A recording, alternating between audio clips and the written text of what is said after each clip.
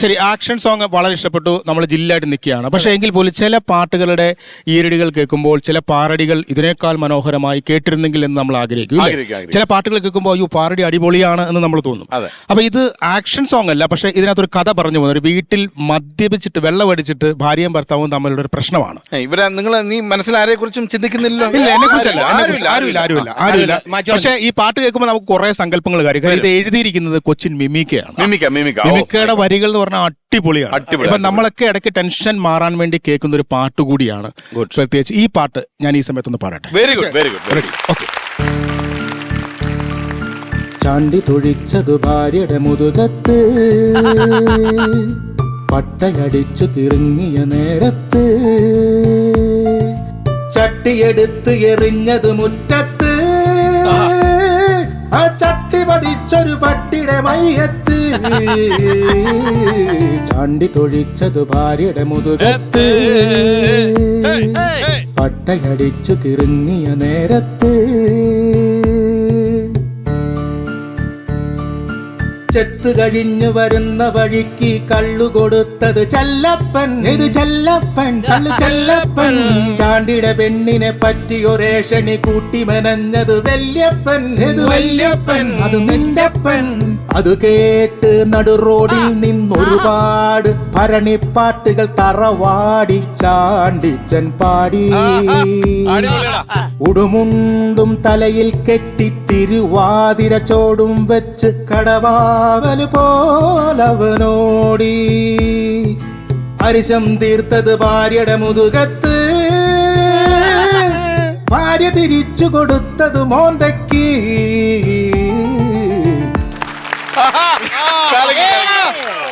ചാണ്ടിയുടെ തൊഴി ഏറ്റിരിക്കുന്നു. ഇതുവരത്തെ അവസ്ഥയിൽ നമ്മളാണ് സ്കോർ ചെയ്തേക്കുന്നത്. നെക്സ്റ്റ് പ്രചോദനം നന്നായിരുന്നു. അല്ല, ഞാനൊരു കാര്യം പറയട്ടെ. ഈ ഒരു ഇത്രയും കേട്ട പാട്ടുകൾ വെച്ചൊരു അഭിപ്രായം നമ്മുടെ തെസ്നിത്ത ഒരു അഭിപ്രായം ഇതുവരെ പറഞ്ഞിട്ടില്ല. തെസ്നിത്ത എന്താ പറയാനുള്ളത്? രണ്ടുപേരും കട്ടയ്ക്കാണ് നിൽക്കുന്നത്. എന്നാലും ആരുടെ ഭാഗത്താണ് നന്നായിട്ട് പെർഫോം ചെയ്തിട്ടുള്ളത്? അത് പറയാൻ പറ്റില്ല, കാരണം രണ്ട് ഭാഗത്തും പുലികളാണ് ഇരിക്കുന്നത്. ഓക്കെ, നമ്മളെ ചേച്ചി പാട്ടിനെ കുറിച്ച് സത്യമാണ്, എല്ലാവരും പാട്ടുകാരാണ്. പക്ഷെ ദേവി ചേച്ചി, മാർട്ടിൻ ചേട്ടന്റെ ഡാൻസിനെ കുറിച്ച് എന്തെങ്കിലും പറയാൻ പറ്റത്തില്ലേ? ചേച്ചി ഒരു ഡാൻസർ ആണ്, ഓഫ് കോഴ്സ് പറയാൻ പറ്റും. അതുപോലെ ഡാൻസ് കളിക്കാൻ മാർട്ടിൻ ചേട്ടന് മാത്രമേ. അല്ല, ഇതൊരു സീനിയർ മോസ്റ്റ് ഒരു ആർട്ടിസ്റ്റ് എന്ന നിലയിൽ ഈ പാരഡി ഗാനങ്ങളെ കുറിച്ചും പാരഡി എഴുതുന്നവരെ കുറിച്ചും പാരഡി പാട്ടുകളെ കുറിച്ചും തെസ്നിക്ക് എന്താണ് പറയാനുള്ളത്? ഒന്ന് പാരഡി പാട്ടിലാണ് ഞാൻ ഫസ്റ്റ് വരുന്നത്. അതെ, ഒന്ന് പറയാം. അത് ഏത് പാട്ടായിരുന്നു, ഓർമ്മയുണ്ടോ? പുകലക്കടക്കാരൻ വാസുള്ള ചേട്ടന്റെ മോളടി, നമ്മുടെ ബാലഗോപാലനെ കൂടെ പഠിപ്പിച്ച മാലതി. അത് ഡബിൾ റോളാ. വേറെ ആരൊക്കെ ഉണ്ടായിരുന്നു അന്ന് കൂടെ അഭിനയിക്കാൻ? അശോകേട്ടനും ഞാനുമാണ് പ്രായമായിട്ട്. ഹരിശ്രീ അശോകൻ ചേട്ടനും ഞാനും. അത് കഴിഞ്ഞതിന് ശേഷം പിന്നെ ഞാൻ തന്നെ ടീനേജ് ആയിട്ട് ചെറിയ പെണ്ണായിട്ട് നടന്നു പോവാണ് കോളേജില്. അതാണ് പുകലക്കടക്കാരന്റെ മോള്. അതായത് പ്രായമുള്ള റോളും ചെറിയ റോളും രണ്ടും ടെസ്റ്റിന് എടുത്തത്. കാരണം അത് എന്താന്ന് വെച്ചിട്ടുണ്ടെങ്കിൽ ചെറിയ റോള് ടെസ്റ്റിന് അഭിനയിച്ചോളും, പിന്നെ പ്രായമായ റോള് വരുമ്പോഴും അധികം മേക്കപ്പ് ഒന്നും വേണ്ടല്ലോ എന്ന് ഓർത്താ ഞാൻ രണ്ടും. അത് അന്നും ഇന്നും പറയും, അന്നും ഇന്നും ഇത് തന്നെയാണ് പറയുന്നത്. അപ്പൊ എനിക്ക് ഭയങ്കര സന്തോഷാ, അതുകൊണ്ടാണ് തോന്നുന്നുണ്ട് ഇങ്ങനെ നിൽക്കുന്നത്. അപ്പൊ അടുത്ത പാട്ട് നമുക്ക് തിരിച്ചു കൊടുക്കണം. മാർട്ടിൻ ചേട്ടാ, വിത്ത് സ്റ്റെപ്പ് നമുക്ക് എന്ത് ചെയ്യാൻ പറ്റും? അപ്പൊ നമുക്ക് മോനെ പേട്ടു അങ്ക ആരംഭിക്കാം. റെഡി. ഒന്നാം തീയതി ഹർത്താല്, രണ്ടാം തീയതി ബസ് സമരം, മൂന്നാം തീയതി നാലാം തീയതി റാലി, കേരള നാട്ടിൽ പണിമുടക്കിന്റെ പൂരം.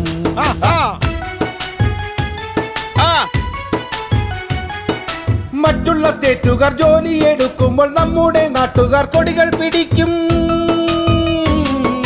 മറ്റുള്ള നാട്ടുകാർ വിത്തു വിതയ്ക്കുമ്പോൾ നമ്മുടെ ആളുകൾ വെട്ടി നിരത്തും.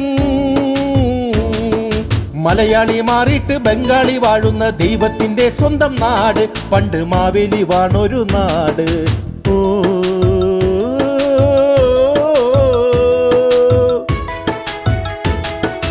ഒന്നാം തീയതി ഹർത്താല്, രണ്ടാം തീയതി ബസ് സമരം, മൂന്നാം തീയതി നാലാം തീയതി റാലി, കേരള നാട്ടിലെ പണിമുട്ടക്കിന്റെ പൂരം.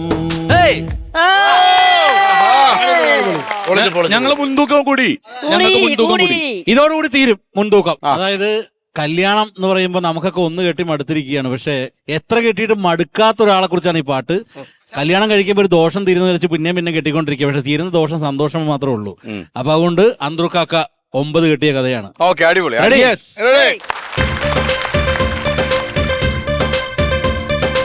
അന്ത്രുക്കാക്ക 9 കെട്ടി വീണ്ടും കെട്ടാൻ പദ്ധതി കൂട്ടി. 5-6 പിന്നെ കെട്ടി. പട്ടാമ്പിന്നൊരു തട്ടും കിട്ടി. പൂവാലനാം അന്ത്രുക്കാനെ പിടികൂടാൻ ചിലർ ചട്ടം കെട്ടി. ചാലക്കുടി വെച്ച് ആളെ പിടികൂടി. പൊക്കിയെടുത്തു മരത്തി കെട്ടി. ഷാർജ ഷെയ്ഖാക്കി. പാണ്ടിപ്പട പോലെ ആളുകളും കൂടി. ചാമ്പി അന്ത്രുക്കായെ ഇഞ്ചപ്പദമാക്കി. അന്ത്രുക്കാക്ക 9 കെട്ടി വീണ്ടും കെട്ടാൻ പദ്ധതി കൂട്ടി.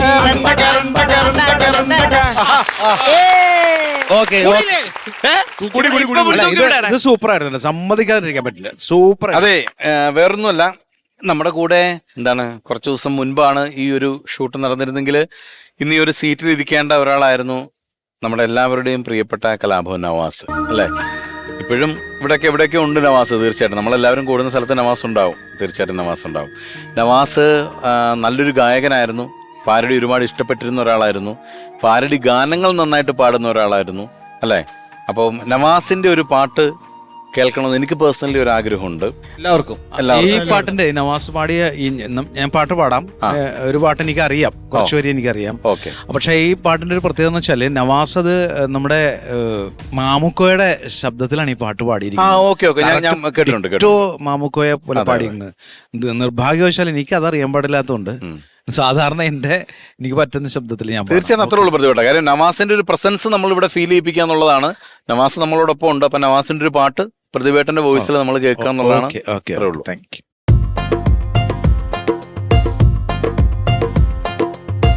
ബച്ചനെന്നൊരു കൊച്ചൻ,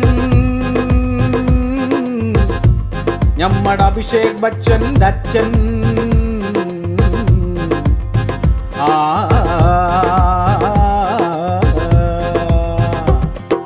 ബച്ചനെന്നൊരു കൊച്ചൻ, ഞമ്മടെ അഭിഷേക് ബച്ചന്റെ അച്ഛൻ.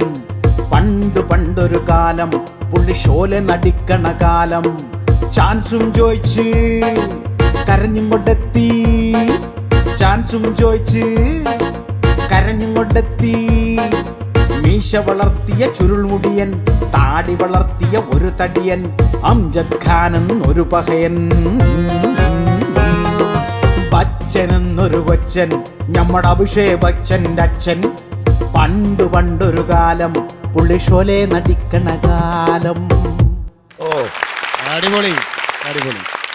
ഇത് എഴുതിയത് മറ്റാരും അല്ല, ശരിക്കും പറഞ്ഞാൽ മീറ്ററിങ്ങിൽ ഞാൻ കണ്ടിട്ടുള്ള പാരഡി എഴുതുന്ന 3 പേരാണ് മീറ്ററിങ്ങിൽ വലിയ സ്റ്റാറുകൾ ഞാൻ വിചാരിച്ചിട്ടുള്ളത്.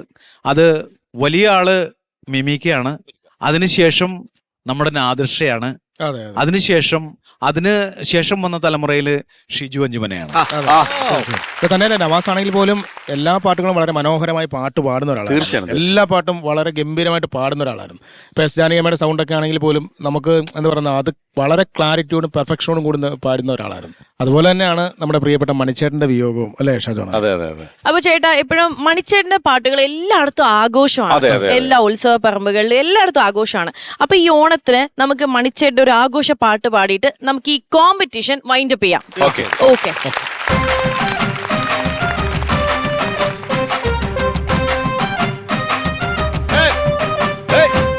പകല് മുഴുവൻ പണിയെടുത്ത് കിട്ടണ കാശിന് കള്ളും കുടിച്ച് എന്റെ മോളെ കട്ടത്തിലാക്കല്ലേ വേലായുധാ. എന്റെ മോളെ കട്ടത്തിലാക്കല്ലേ വേലായുധാ. കെട്ടിയ പെണ്ണിന് കഞ്ഞി കൊടുക്കാൻ പറ്റാത്തോനെന്തിനീ പണി ചെയ്തു. കല്യാണം കുട്ടികളില്ലട വേലായുധാ. കല്യാണം കുട്ടികളില്ലട വേലായുധാ. പെണ്ണ് കെട്ടിയ കാലും കെട്ടും, കുട്ടികളായ വായും കെട്ടും. കാര്യം കഴിഞ്ഞു മതിക്കളി വേലായുധാ. കാര്യം കഴിഞ്ഞു മതിക്കളി വേലായുധാ. പരുമണിക്കൊത്തൊരു പെണ്ണ് പാവം വേള പാടും കെട്ടു. പേക്കോലം പോലാ ഇല്ലട വേലായുധാ, പേക്കോലം പോലാ ഇല്ലട വേലായുധാ.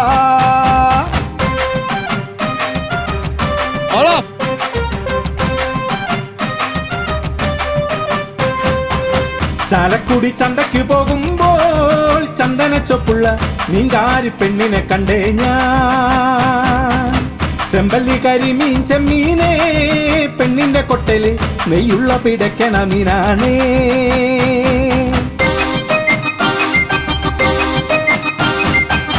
പെണ്ണിന്റെ പഞ്ചാരപ്പുഞ്ചിരി കട്ടങ്കലക്കന്റെ കച്ചോടം, പെണ്ണിന്റെ പഞ്ചാരപ്പുഞ്ചിരി കട്ടങ്കലക്കന്റെ കച്ചോടം. അന്നത്തെ ചന്തല കച്ചോടം പെണ്ണിന്റെ കൊട്ടല മീനായി, അന്നത്തെ ചന്തല കച്ചോടം പെണ്ണിന്റെ കൊട്ടല മീനായി.